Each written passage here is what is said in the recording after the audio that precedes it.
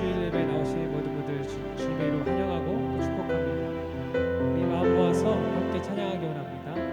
사랑하는 나의 아버지 함께 찬양하겠습니다. 사랑하는 나의 아버지 이름 높여드립니다. 주의 나라 찬양 속에 임하시니 능력에 주께 찬송하네. 전능하신 하나님 찬양 언제나 동일하신 주 전능하신 하나님 찬양 영원히 다스리네. 다시 한번 사랑하는 나의 아버지 사랑하는 나의 아버지 이름 높여드립니다.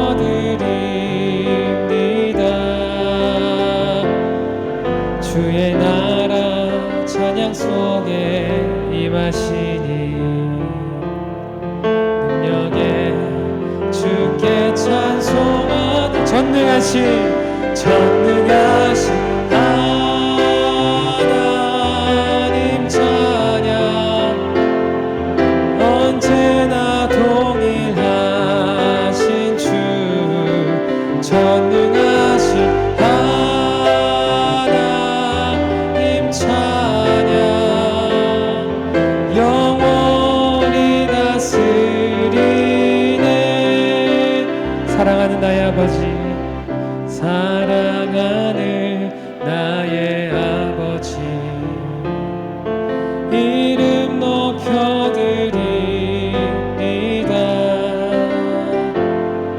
주의 나라 찬양 속에 임하시니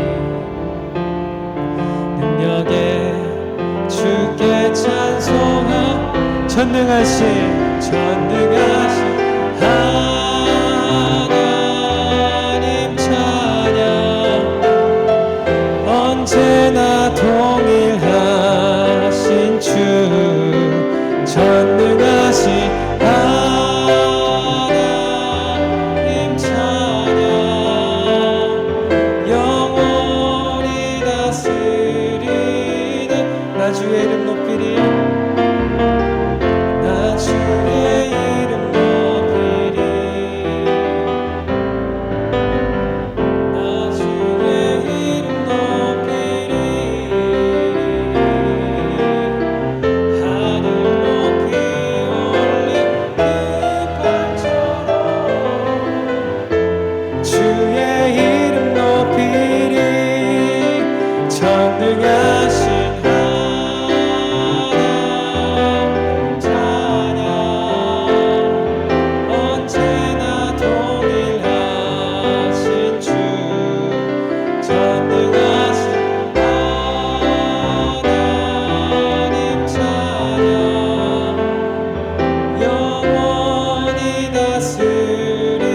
전능하신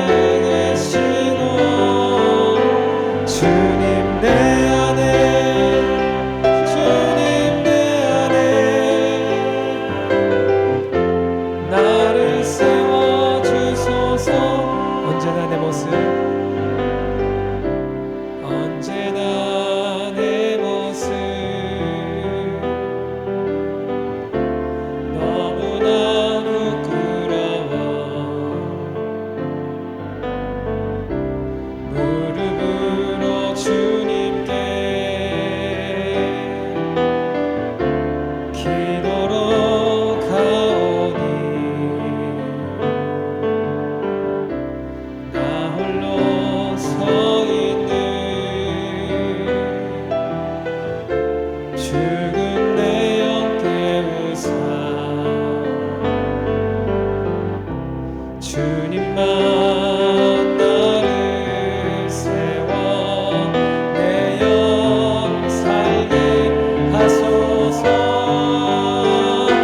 주님 내 안에 주님 내 안에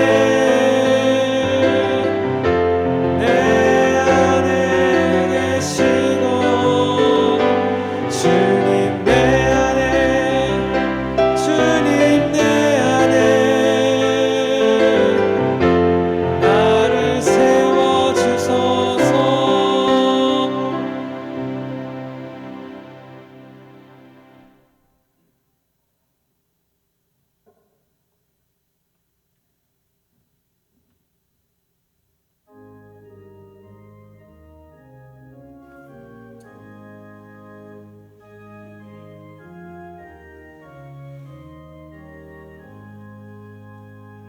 만복의 근원 하나님 온 백성 찬송 드리고 저 천사여 찬송하세. 찬송 성부 성자 성령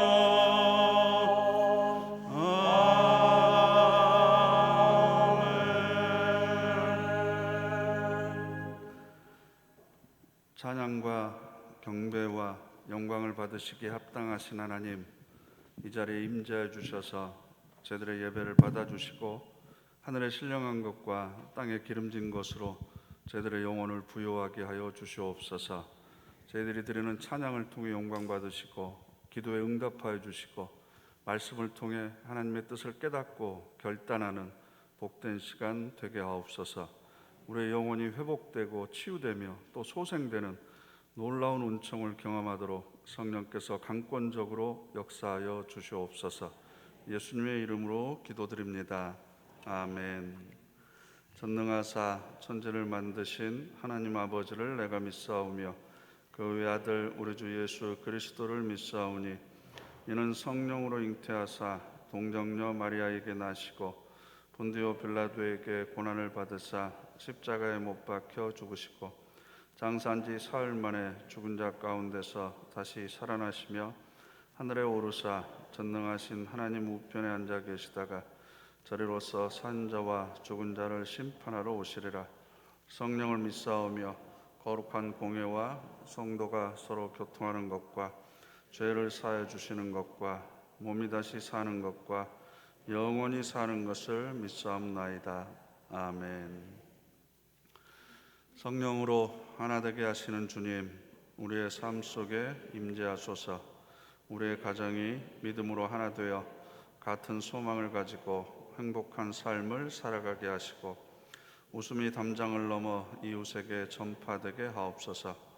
우리의 교회가 성령으로 하나 되어 같은 비전을 품고 주님의 사역을 감당하게 하시고 복음으로 세상을 구원하게 하옵소서.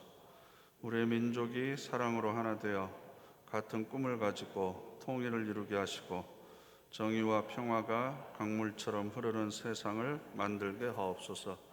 성령이여 우리 가운데 임재하셔서 힘과 능력과 지혜를 주소서. 우리를 주님의 제자로 부르시고 귀한 사명을 맡겨주셨으니 십자가의 길이라도 담대하게 걸어가게 하소서. 예수 그리스도의 이름으로 기도드립니다. 아멘.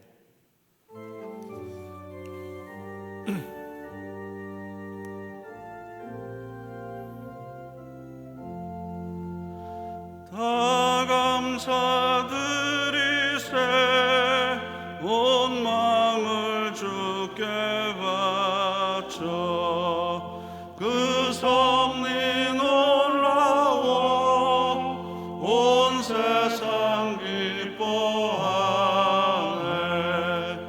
예부터 주신 복 한없는 그 사랑 선물로 주시네.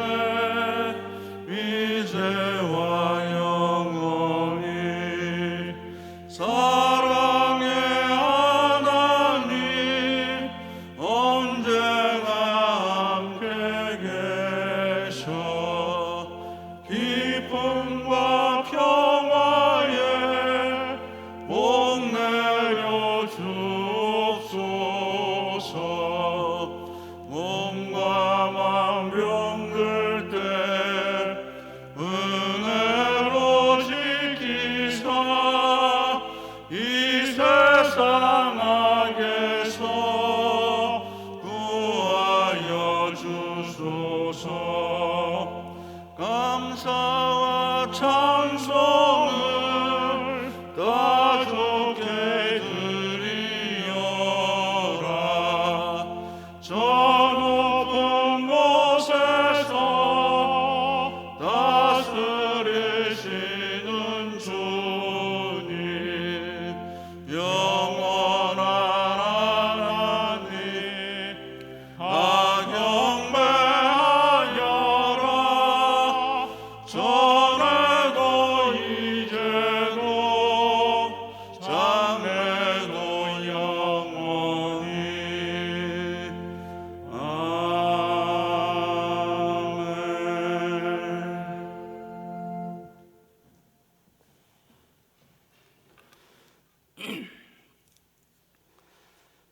전능하신 하나님, 성령 강림 후 6째 주일 예배의 자리에 불러주심을 감사합니다.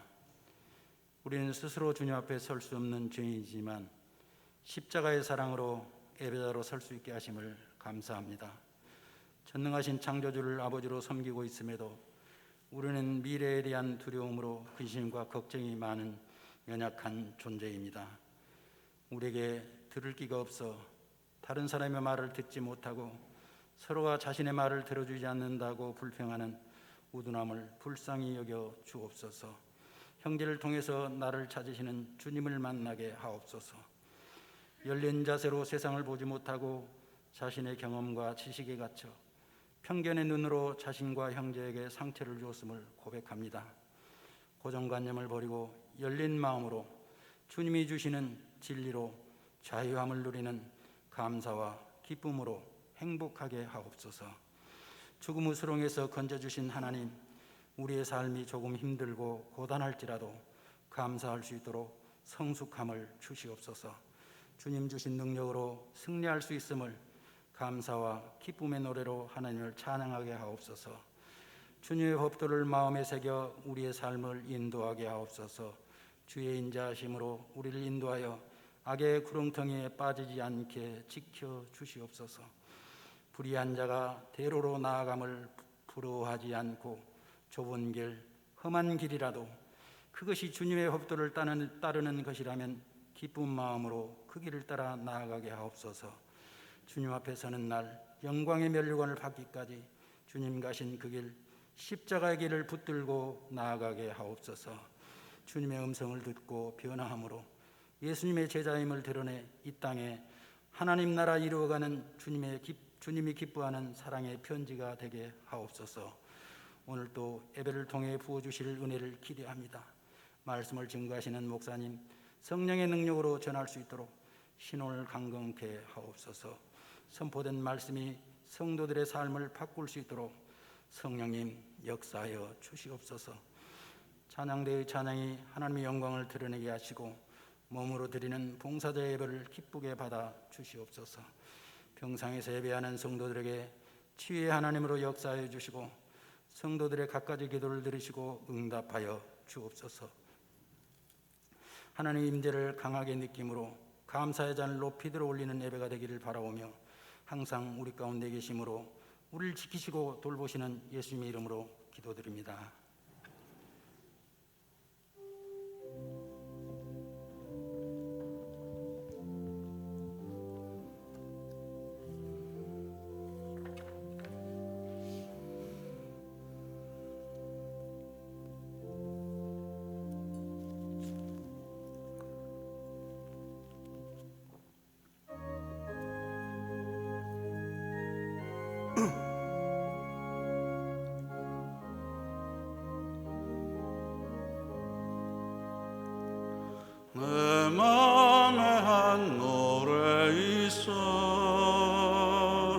나 즐겁게 늘 부르네. 이 노래를 부를 때에 큰 평화 임하도다. 평화 평화 하나님 주신 선물 그 놀라운 주의 평화 하나님 선물일세. 주 십자가 지심으로 날 구원해 주셨으며 주 예수님 고난마다 나 평화 누리도다. 평화 평화 하나님 주신 선물 그 놀라운 주의 평화 하나님 선물일세. 나 주님께 영광 돌려 참 평화가 넘치도다. 주 하나님 은혜로서 이 평화 누리도다. 평화 평화 하나님 주신 선물 그 놀라운 주의 평화 하나님 선물일세. 이 평화를 얻으려고 주 앞으로 나아갈 때 주 예수님 우리에게 이 평화 주시도다. 평화 평화 하나님 주신 선물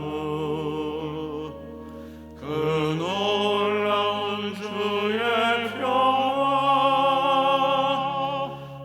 하나님 선물일세.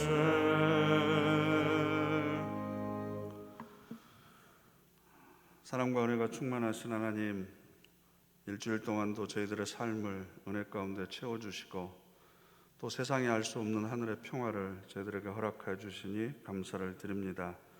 언제까지나 영원토록 저희들과 함께 계시는 하나님을 의지하며 매일매일 승리하는 삶을 살아가도록 인도하여 주시옵소서. 오늘 또 하나님의 은혜를 기억하며 감사와 사랑의 마음을 담아 이 예물을 정성껏 주님 앞에 드립니다. 또 저희들 안에 품게 하신 기도의 제목과 소원까지도 함께 드립니다. 하나님, 하늘 창고에 쌓이는 부화가 되게 하여 주시옵소서.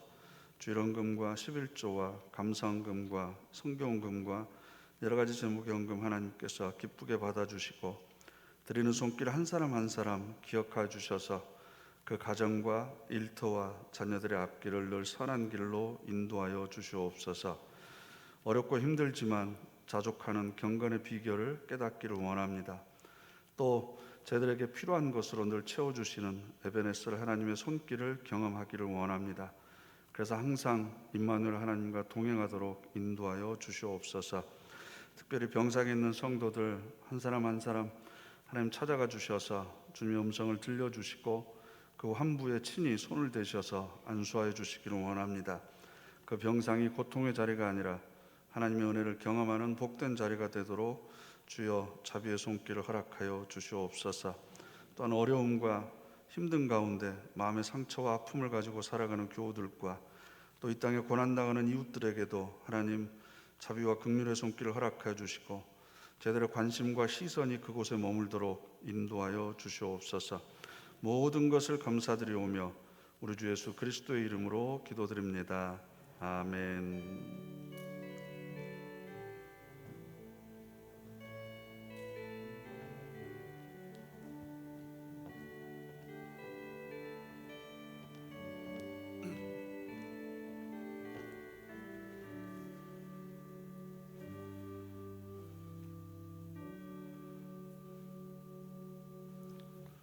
샬롬.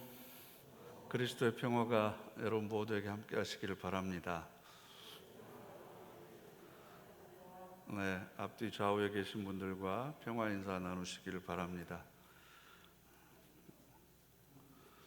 주보의 광고란을 보시면 제일 위에 이렇게 그 박스 처리가 되어 있는 광고들이 있습니다. 항상 여러분들이 보셔야 되는 광고이기 때문에 제가 특별히 언급을 하지는 않지만 예배 시작 전 핸드폰은 잠시 꺼주세요. 여기 특별히 오늘은 밑줄을 그어놨습니다. 여러분들이 항상 유념해 주시기를 부탁드리고요. 신방을 원하시는 교우들은 신청해 주시기를 바랍니다. 어제부터 어린이부 여름 성경학교가 오늘까지 지금 진행되고 있고요. 영아 유치부는 7월 30일부터 31일까지, 청소년부는 26일부터 28일까지, 또 청년부는 7월 23일 당일로 수련회를 진행을 합니다. 여러분들이 많이 관심을 가지고 기도해 주시고 또 후원해 주시기를 부탁드리겠습니다. 하반기 장학생을 선발합니다. 청소년부와 청년부 중에서 원하시는 분은 7월 31일까지 목회실로 해당 서류를 제출해 주시기를 바랍니다. 저희 교단 성풍의 여름 성회가 8월 1일부터 3일까지 예정되어 있습니다. 3년 만에 하는 여름 성회인데요. 숙박은 하지 않고 식사도 하지 않고 그냥 저녁 집회만 예정되어 있습니다. 참여하실 분들은 사무실로 신청해 주시기를 바라고요. 전국 장로대회가 이번 주 화요일부터 목요일까지 있습니다. 저희 교회에서는 이태범 장로님과 김용호 장로님 참석하시는데 위에서 기도해 주시기를 부탁드리겠습니다. 여신도의 올레가 12시 30분에 각 모임 장소에서 모이고요. 최수민 성도님 등록하셨는데 2부 예배 때 소개해 드리는 걸로 하겠습니다. 7월 제단장식 봉헌 가정은 조혜숙 권사님 가정, 서부자 권사님 가정, 김양순 권사님 가정, 금증자 권사님 가정, 박옥자 권사님 가정입니다. 이 가정을 위해서 여러분들 기도해 주시고, 또 여러분들이 하나님께 감사할 만한 일이나 기념할 만한 일이 있는 달에는 이렇게 제단 장식을 통해서 또 여러분들이 하나님께 영광 돌려 주시기를 부탁드리겠습니다. 7월 예배위원은 주보를 참고해 주시기를 바랍니다. 오늘 우리에게 주신 하나님의 말씀은 구약성경 욥기 3장 1절부터 10절까지입니다. 욥기 3장 1절부터 10절까지 함께 읽겠습니다. 그 후에 욥이 입을 열어 자기의 생일을 저주하니라. 욥이 입을 열어 이르되 내가 난 날이 멸망하였더라면 사내아리를 베었다던 그 밤도 그러하였더라며 그날이 캄캄하였더라면 하나님이 위에서 돌아보지 않으셨더라면 빛도 그날을 비추지 않았더라면 죽음의 그늘이 그날을 자기의 것이라 주장하였더라면 구름이 그 위에 덮였더라면 흑암이 그날을 덮었더라면 그 밤이 캄캄한 어둠에 잡혔더라면 해의 날수와 달의 수에 들지 않았더라면 그 밤에 자식을 베지 못하였더라면 그 밤에 즐거운 소리가 나지 않았더라면 나를 저주하는 자들 곧 리오야단을 격동시키기에 익숙한 자들이 그 밤을 저주하였더라면 그 밤에 새벽별들이 어두웠더라면 그 밤이 광명을 발할지라도 얻지 못하며 동틈을 보지 못하였더라면 좋았을 것을. 이는 내 모태의 문을 닫지 아니하여 내 눈으로 환난을 보게 하였음이로구나. 아멘.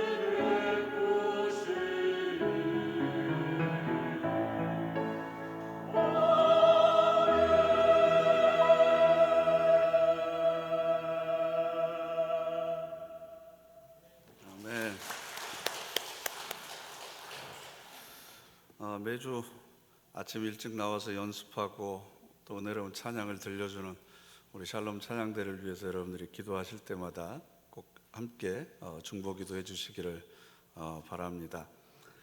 어느 재미교포가 쓴 글을 제가 보았는데요. 오랜만에 모국을 방문하고 느낀 소감을 적은 글인데, 개인적인 의견이니까 다 동의할 수는 없지만 요즘 우리가 살아가는 이 사회를 객관적인 시각에서 그나마 살펴볼 수 있는 글인 것 같아서 요약해서 소개해 드리려고 합니다. 한국에 와보니 웬만한 동네는 모두 고층 아파트가 있다. 가정집뿐만 아니라 심지어 공중 화장실에도 미국에서는 부자들만 쓰는 비데가 설치되어 있고, 주차 티켓을 뽑는 그런 촌스러운 행동을 하지 않고 우아하게 자동인식으로 주차장에 들어간다. 모든 대중교통은 카드 하나로 해결하고, 집에 앉아서 햄버거를 배달시켜 먹고, 어느 집에 가도 요즘은 비밀번호나 카드 하나로 모든 문을 열고 들어간다. 차마다 블랙박스가 달려있고, 방문하는 집마다 전등은 LED이며 가스, 전등, 심지어 콘센트도 리모컨으로 켜고 끈다. 여기까지는 동의하십니까? 집마다 수십 개의 스포츠 채널을 포함해서 끝없는 채널이 나오고, 가는 곳마다 지하철, 고속철도, 음식점, 상점과 심지어는 버스 정류장에도 자동으로 초고속 와이파이가 잡힌다. 역마다, 정류장마다 몇 분 후에 내가 기다리는 차가 온다는 정보도 뜨니 옛날처럼 도로를 쳐다보며 버스를 놓칠까 염려하는 모습은 사라진 지 오래다. 그런데 아이러니한 것은 만나는 사람마다 한국에 사는 것이 얼마나 힘든지를 토로한다. 전셋값이 얼마나 비싼지, 정치는 얼마나 헛짓을 하는지, 아이들을 교육하기가 얼마나 힘이 드는지, 만나는 사람마다 자신이 지옥에 살고 있다고 아우성친다.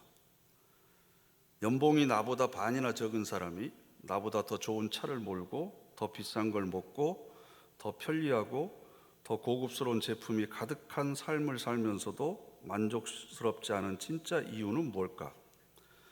의료보험은 미국보다 10배나 싸고 치료비도 10배나 싸게 느껴지는 이곳에서 대부분 사람이 느끼는 삶이 지옥이라고 생각하는 것이 참 신기하다.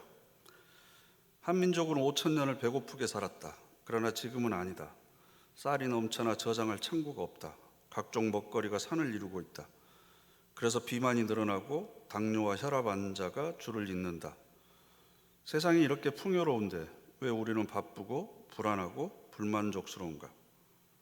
냉장고를 2-3개 가지고 편하고 고급스러운 집에서 살면서도 만족을 모르고 여전히 불평과 위기를 노래하게 된 내 조국, 이들에게 하나님이 주시는 진짜 안식과 평안함이 있기를 기도한다. 동의하십니까? 사람은 누구나 자기중심적인 사고를 합니다. 그래서 다른 사람의 아픔이나 고통에 대해서는 둔감하면서 자신의 고통에는 굉장히 민감합니다. 내가 더 못 먹고 있고, 내가 더 못 누리고 있고, 내가 더 형편이 어렵고, 내가 더 아프고 힘들고 괴롭다. 이런 피해의식에 유난히 우리나라 사람들이 좀 젖어 있는 것 같습니다. 그래서 지금보다는 더 가져야 되고, 더 많이 쌓아놔야 되고, 더 즐겨야 되고, 더 자랑할 것이 많아야 되고, 더 많이 치장해야 된다라고 생각합니다. 그래서 나만 항상 고단하고, 나만 피곤한 삶을 살고 있고, 나만 고난을 겪고 있다라는 착각을 합니다. 그러다 보니까 불평과 불만이 생기는 거고, 원인을 알 수 없는 분노가 항상 마음속에 자리 잡고 있습니다. 신앙생활을 하는 우리도 하나님한테 항상 억울함이 있습니다. 왜 나만 이런 일을 겪어야 됩니까? 왜 하필 나에게 이런 일이 생겨야 됩니까? 우리가 하나님께 나아가는 길을 막고 있는 가장 큰 장애물이 뭔 줄 아세요? 바로 우리가 경험하는 삶입니다. 살아갈수록 삶이라고 하는 것을 이해하기가 어렵습니다. 왜 나에게 이런 일이 벌어지는지. 그러다 보니까 하나님께 나아가던 우리들의 걸음걸이가 느려지기도 하고, 때로는 멈춰서기도 하고, 방향을 바꾸기도 합니다. 그래서 우리가 지금 현재 겪고 있는 삶 자체가 우리의 영적인 여정을 굉장히 혼란스럽게 합니다. 우리가 읽은 욥기는 욥이라는 사람의 일생에 관해서 기록한 건데요. 욥에게 일어난 불가해한 일을 여러분 잘 알고 계실 겁니다. 스라의 7남 3녀의 자녀를 거느리고 있었습니다. 수많은 가축과 종들을 거느리고 있어서 동방에서 이름난 부자였습니다. 게다가 흠이 없고 정직하였고 하나님을 경외하며 악을 멀리하는 사람이라고 평판이 자자했습니다. 그런데 어느 날 불행이 찾아옵니다. 갑자기 도적들에게 가축대가 습격을 당해서 모든 가축들을 다 잃어버리고 거의 많은 종들이 다 죽습니다. 모든 재산을 하루아침에 날리게 됩니다. 파산당한 거죠. 정신을 차릴 수가 없는데 하늘이 무너진 듯한 소식이 또 들려옵니다. 마다들의 집에 온 형제들이 모여서 밥을 먹다가 집이 무너져서 한꺼번에 10명의 자녀가 죽습니다. 충격과 혼란에 빠져서 몸조차 가눌 힘이 없는데 발바닥부터 정수리까지 온몸에 악성 종기가 납니다. 그래서 잿더미 위에 앉아가지고 온몸이 고름으로 가려움으로 견딜 수가 없으니까 기왓장으로 몸을 벅벅 긁고 있는 모습을 보던 아내가 저주합니다. 차라리 하나님을 욕하고 죽어버려라. 하나님 앞에서 정직하고 흠이 없게 살았던 욥, 악을 멀리했던 욥에게 큰 문제가 생겼습니다. 삶이 폭력을 휘두른 거죠. 받아들일 수 없는 삶의 횡포 앞에서 욥은 좌절하고 슬퍼합니다. 이런 욥의 이야기가 허무맹랑한 이야기가 아니라고 하는 것을 우리는 너무나 잘 알고 있습니다. 전 세계적으로 일어나고 있는 자연재해들을 통해서 얼마나 많은 생명들이 하루아침에 목숨을 잃어가고 있습니까? 또 세계 곳곳에서 테러가 일어나고 전쟁이 발생합니다. 그래서 아까운 목숨을 잃은 젊은이들과 그 비보를 듣고 쓰러져 통곡하는 가족들, 그리고 아무런 준비 없이 사랑하는 사람을 떠내야 보내야 하는 그런 사람들의 아픈 사건들을 우리는 시시각각 목격하고 있습니다. 왜 이런 일이 일어나는지에 대해서 우리는 이해하기가 어렵습니다. 이런 충격적인 사건뿐만 아니라 우리 삶의 언저리를 보더라도 크고 작은 슬픔과 좌절과 절망의 이야기들이 많이 있습니다. 착하던 아이가 갑자기 불량하더니 가출을 하고, 대학을 졸업한 자식은 몇 년째 취직을 못하고 있고, 은행 대출이 거절되고, 번창하던 사업이 한순간에 부도가 납니다. 뜻밖의 교통사고나 뜻밖의 질병으로 큰 불행을 당하기도 합니다. 전혀 예상하지 못했던 실패, 불행, 그리고 크고 작은 절망과 좌절, 받아들이기 어려운 일들이 사실은 우리 인생의 골목골목마다 숨어서 우리를 기다리고 있습니다. 이렇게 우리가 받아들이기 어렵고 이해하기 힘들고 또 내 힘으로 헤쳐나갈 수 없는 이런 고난과 시련에 우리가 부딪힐 때 우리는 과연 어떤 삶의 태도를 가져야만 되는 걸까? 이게 오늘 제가 여러분들과 함께 나누고 싶은 말씀의 주제입니다. 어떻게 대처할 것인가 말씀드리기 전에 먼저 하지 말아야 될 것이 있습니다. 이해할 수 없는 고난 혹은 불가항력적인 시련, 이런 것들이 닥쳤을 때 우리가 하지 말아야 될 것, 그건 바로 회피하는 겁니다. 도망가는 겁니다. 그래서 오늘 말씀의 제목이 받아들이기입니다. 받아들이기. 이미 내 삶에 찾아온 이 시련의 파도는 내 힘으로 어떻게 할 수 없습니다. 피할 수 없음에도 불구하고 우리가 피하려고 애를 쓰는 이유는 이 현실을 받아들인다고 하는 것이 너무나 고통스럽기 때문입니다. 자존심 상하기 때문입니다. 받아들인다고 하는 것은 분명히 고통이 있습니다. 그런데 여러분, 우리도 지금까지의 삶의 경험을 통해서 깨달았지만 받아들이지 못함으로 인해 따르는 고통이 훨씬 더 크다는 사실입니다. 제가 알고 있는 한 분의 이야기를 들려드리겠습니다. 이분은 서울대를 졸업하고 곧바로 미국으로 유학 가셔서 박사과정을 마친 후에 미국에서 정착하셨습니다. 굴제 회사에 취직해서 이사의 자리에 오르기까지 정말 열심히 살았습니다. 신앙생활도 열심히 해서 많은 사람들에게 존경도 받았습니다. 60세가 되던 해에 조기 은퇴를 결심합니다. 남은 생을 좀 쉬면서 여행도 하고 자기가 좋아하는 골프도 치면서 그렇게 여생을 보낼 계획이었습니다. 신나게 6개월을 그렇게 보냈습니다. 그런데 몸이 좀 이상해서 진찰을 받았는데 파킨슨 병이라는 진단이 나왔습니다. 파킨슨 병은 원래 진행 속도가 좀 느린 편이잖아요. 그런데 진단을 받고 나서 아주 급격히 쇠약해졌습니다. 우리 주변에도 이런 경우들을 저는 여러 번 봤는데요. 연세가 있으신 분들은 암의 진행 속도가 굉장히 젊은 사람보다는 느린 편입니다.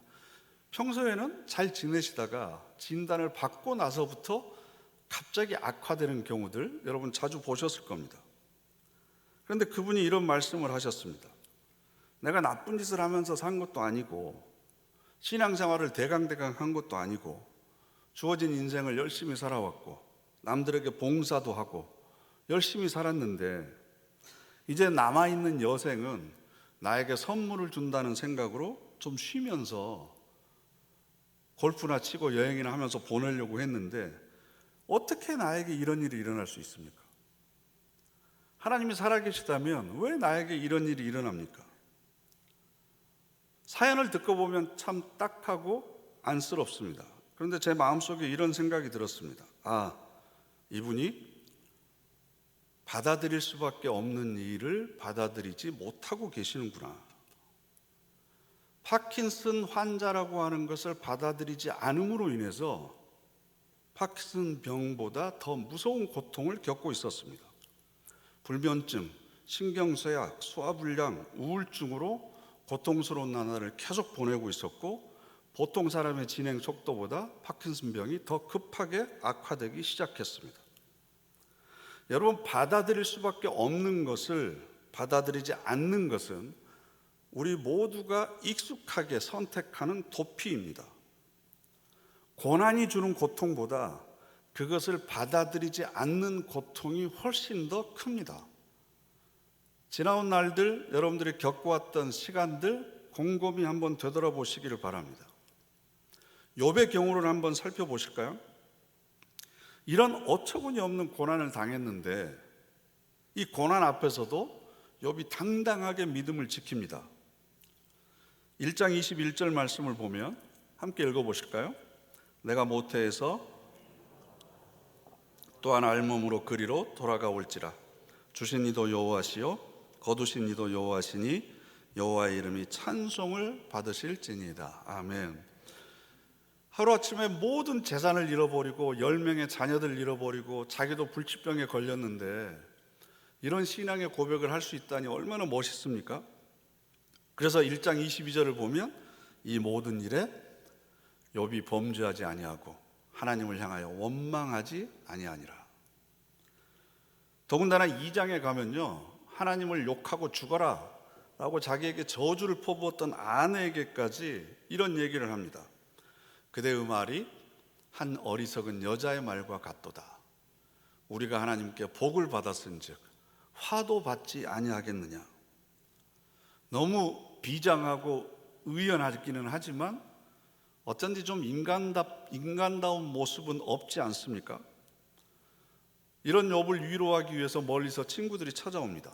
친구들은 처음에 욥의 모습을 보고 알아보지를 못합니다. 너무 비참해서. 그리고 욥이 현재 겪고 있는 고통이 너무 처참해서 이 친구들은 일주일 7일 동안 욥의 곁에 앉아서 침묵하면서 함께 그 자리를 지킵니다. 그렇게 고통의 시간이 일주일이 지나가니까 드디어 욥의 인내심이 한계를 드러내기 시작합니다.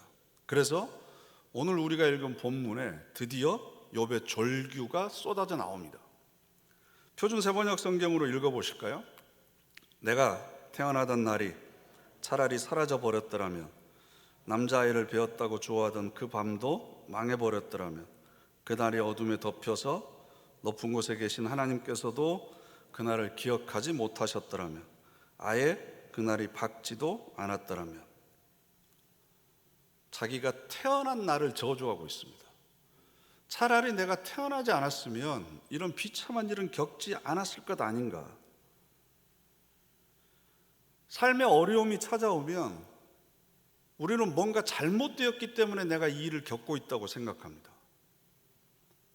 이해할 수는 없지만 뭔가 잘못되었기 때문에 나에게 이런 사고나 재앙이나 질병이 찾아왔다고 생각합니다. 일어나서는 안 되는 일이고 비정상적인 일이라고 생각합니다. 그래서 이미 그 고난이 우리들의 삶을 초토화시키고 지나갔는데도 우리는 그 사실을 인정하지 않고 받아들이지 못합니다. 여러분, 우리가 알고 있듯이 받아들인다고 하는 것은 그렇게 쉬운 일이 아닙니다. 그런데 여러분, 가만히 곰곰이 생각을 해보면 우리의 일생이라고 하는 것이 선택의 여지가 그렇게 많지 않습니다. 스스로 태어난 것 아니잖아요. 지구별에 내가 가서 살겠다고 여러분들이 선택하셨습니까? 부모를 선택하셨습니까? 시대와 이 나라를 우리가 선택해서 여기 있습니까? 순리대로 따르면 하나님 앞에 갈 때도 우리가 그 시간을 정할 수 있는 것이 아닙니다. 내 의지와 노력으로 내가 지금까지 내 인생을 개척해 온 것 같지만, 그런데 곰곰이 생각해 보면 선택의 여지가 없는 불가피한 상황을 통해서 사실은 우리들의 인생의 행로가 결정된 경우가 훨씬 더 많습니다.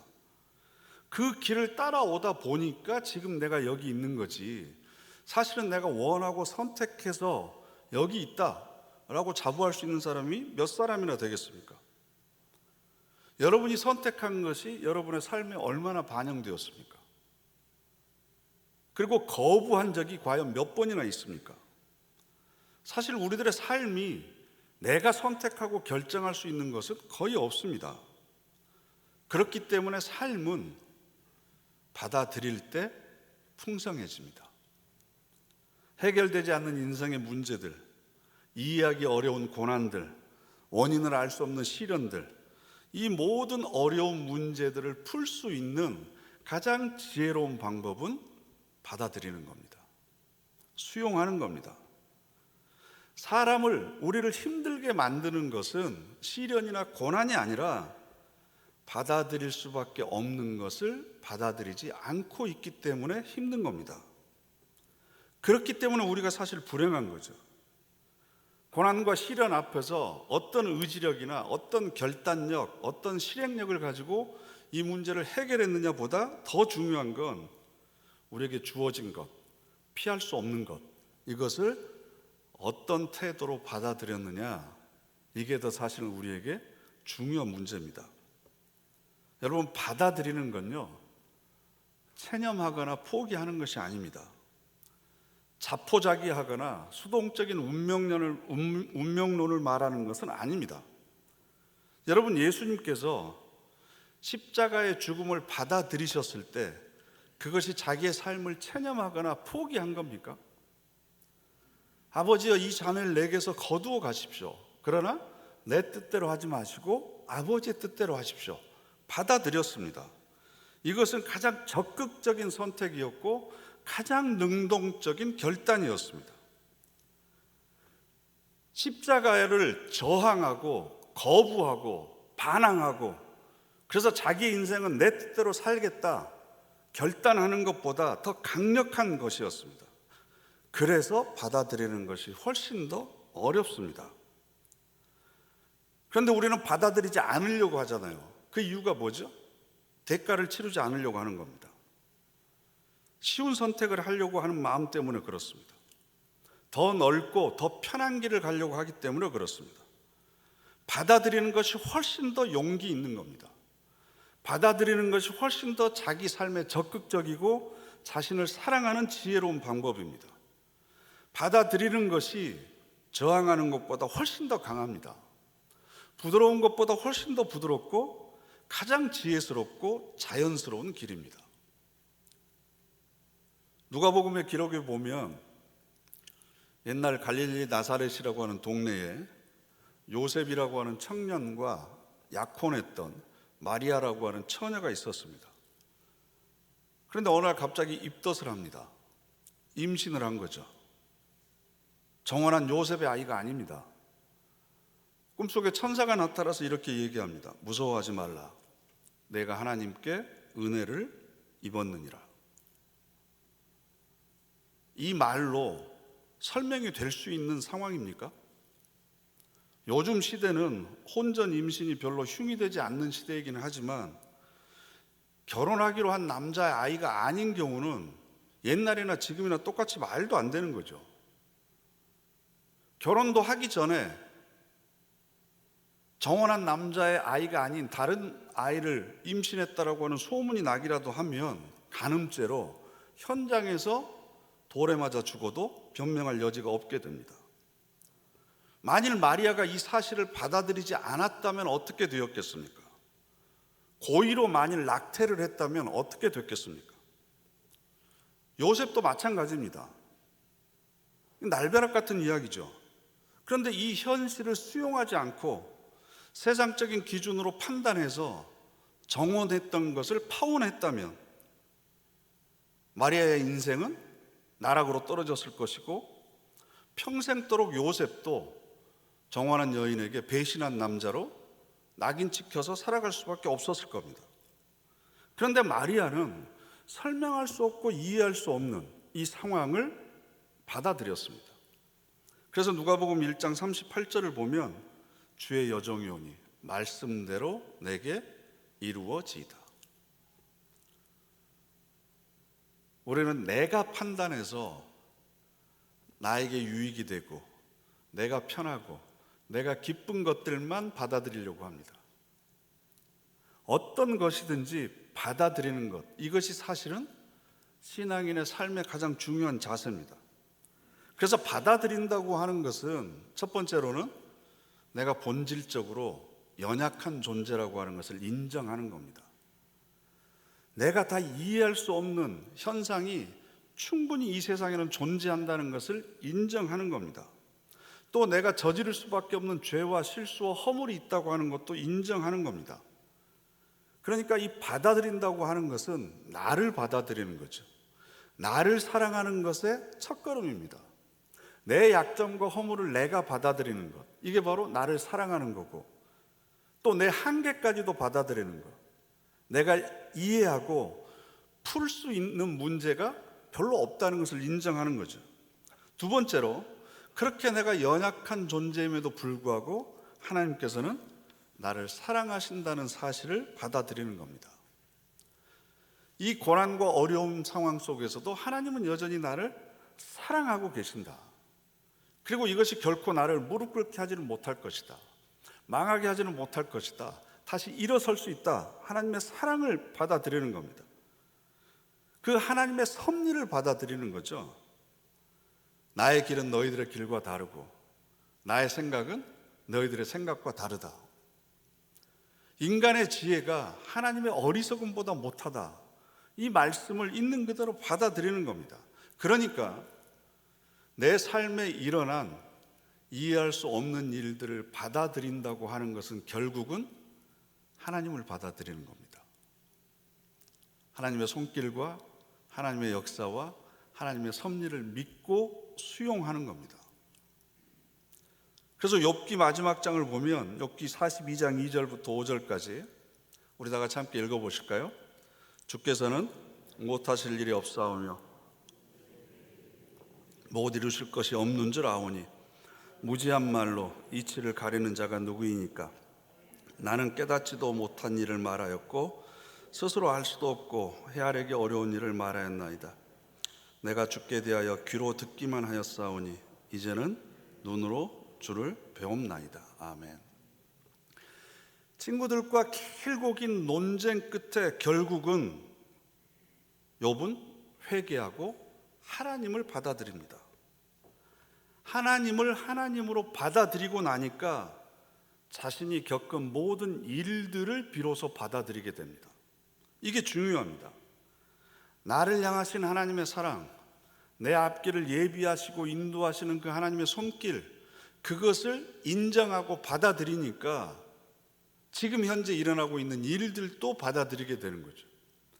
나보다 나를 더 사랑하시는 하나님, 나보다 나를 더 잘 알고 계시는 하나님, 세상에 사랑할 사람이 나밖에 없이 나를 그렇게 사랑해 주신 그 하나님이 선하신 하나님이고 실수하지 않는 하나님이신데, 그런 하나님이 나에게 이런 일을 허락하셨습니다.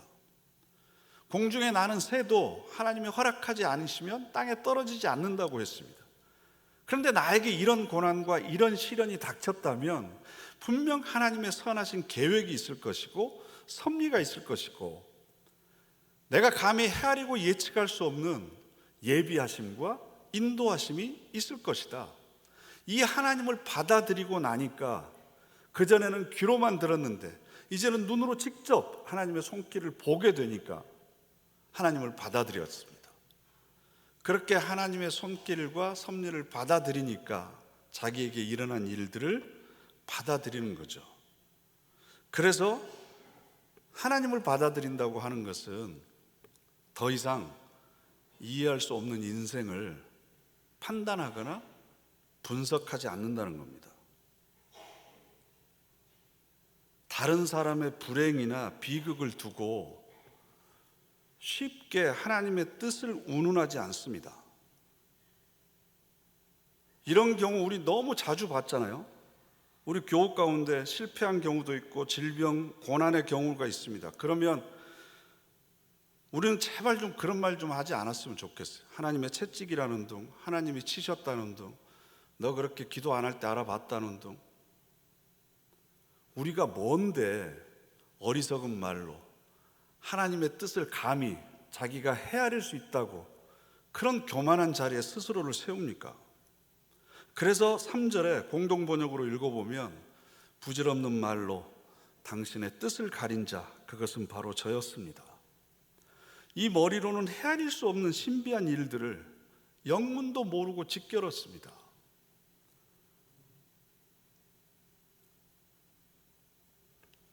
우리가 이해할 수 있는 일 앞에서 우리가 할 수 있는 일은 분석하거나 판단해서 다른 사람을 정죄하는 일이 아니라 그 신비한 일 속에 계시는 하나님을 받아들이는 겁니다. 여러분, 지금까지 여러분의 삶에 일어났던 고통스러운 일들을 한번 생각해 보십시오. 그 일을 통해서 내가 얼마나 성장하고 얼마나 변화되었는지 혹시 감사해 보신 적이 있습니까? 행복한 일들은 나를 즐겁게 해주지만 나를 성장시켜 주지는 못합니다. 그러나 고통과 고난, 특히 이유를 알 수 없는 시련들은 나를 성장해 줍니다. 여러분들을 힘들게 했던 어떤 사건이나 문제, 사람들을 한번 생각해 보세요. 그 일들을 통해서 내 자신의 한계를 보게 됐고 내 인생의 교훈을 새로 발견하지 않았습니까? 어려움, 한계에 직면하니까 내 안에서 이런 감정들이 일어나구나. 나에게 있어서 약한 고리가 뭐구나. 내가 정말로 소중하게 생각하는 것들이 무엇이구나.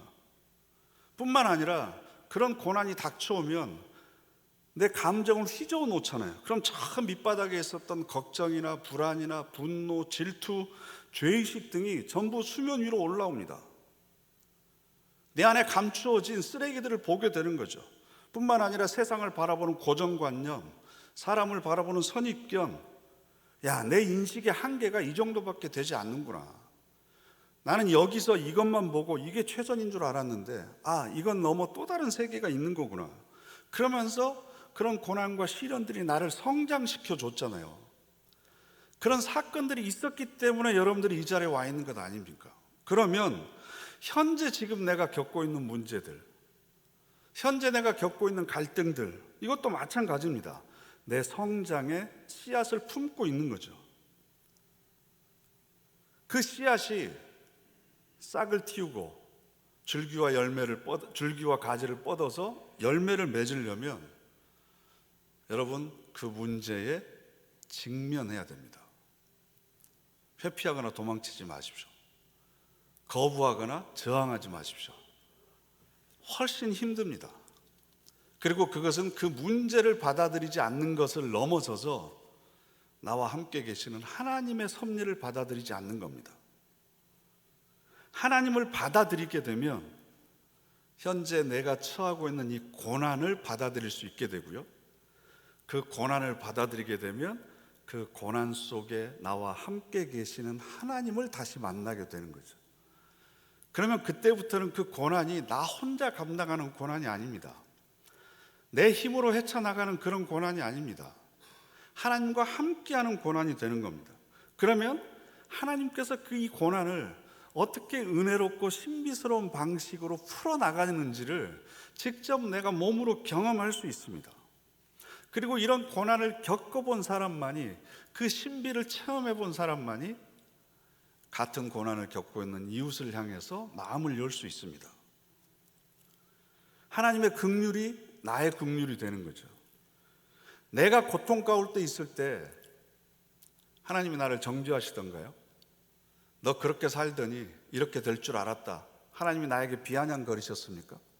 나를 질책하셨습니까? 아닙니다. 내 고통의 자리, 그 아픔의 자리에 함께 계셨습니다. 아무 말도 하지 않으시고 그 고통과 아픔을 나누어 주셨습니다. 그리고 내가 다시 일어설 수 있도록 힘을 공급해 주셨습니다. 욥이 하나님을 받아들인 것처럼 여러분도 하나님을 받아들이시기 바랍니다. 여러분들이 지금 해결해야 될 문제들이 있잖아요. 도망치고 싶은, 그래서 거부하고 싶은 고난들이 있습니다. 아니, 거부하고 싶은 사람들도 바로 옆에 있을 수 있습니다. 그러나 하나님의 섭리가 그 안에 담겨져 있습니다. 하나님을 받아들이시면, 그 하나님의 섭리를 인정하시면 나에게 주어진 모든 삶의 환경을 우리가 수용할 수 있습니다. 그러므로 그 안에 감추어진 신비를 우리가 경험하고 하나님의 성품과 그리스도의 인격을 닮은 사람으로 우리가 성장해 갈 수 있습니다. 나에게 일어난 모든 사건들, 내가 만나는 모든 사람들, 이건 하나님께서 나에게 보내주신 스승이요 교사입니다. 이게 바로 세상을 살아가는 신앙인들의 지혜입니다. 그래서 모든 것을 기꺼이 받아들이고 하나님과 함께 나아가는 길에 하나님께서 여러분들에게 허락해 주시는 하늘의 평화가 넘치기를 간절히 바랍니다. 기도하겠습니다. 이 시간 우리 다 같이 합심해서 결단의 기도 드리겠습니다. 하나님, 짧은 생각과 어리석은 판단으로 나에게 일어난 모든 사건과 문제들을 거부하고 회피하고 저항하며 삶을 소비적으로 살아왔습니다. 나를 향하신 하나님의 선하신 뜻을 받아들입니다. 나를 향하신 하나님의 사랑을 받아들입니다. 이 수용을 통해서 나에게 일어난 모든 삶의 사건들을 받아들이게 하시고 그 속에 감추어진 신비를 경험하게 하여 주시옵소서.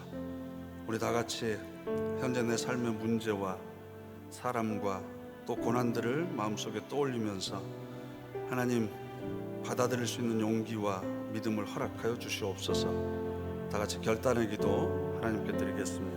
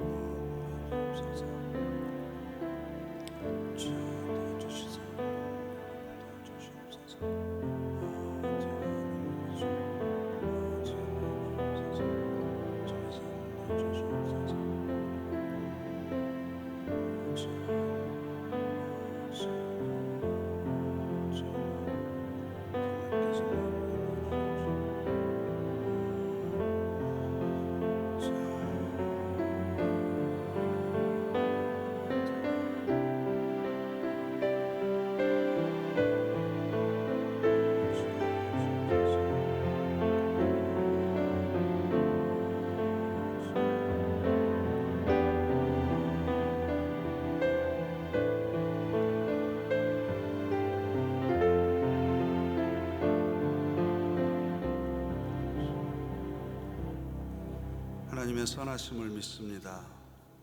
나를 향한 하나님의 사랑을 믿습니다. 여호와 이레로 예비하여 주시고 임마누엘로 동행하여 주신 하나님의 손길을 믿습니다. 하나님을 하나님으로 온전히 받아들이게 하시고, 그래서 내 삶에 일어난 모든 사건들을 온전히 수용하며 성숙의 길로 나아가게 하옵소서. 그 어떤 시련의 파도가 엄습해 오더라도 이 모든 것을 이기고도 남을 만한 하늘의 평안과 위로를 우리 모두에게 허락하여 주시옵소서. 예수님의 이름으로 기도드립니다. 아멘.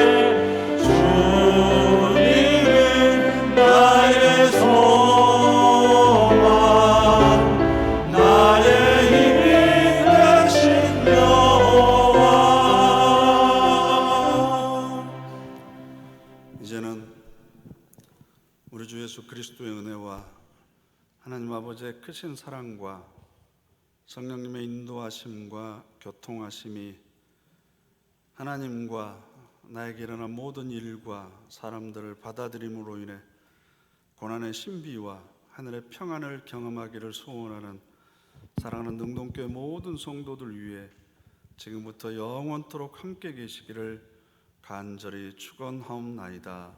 아멘.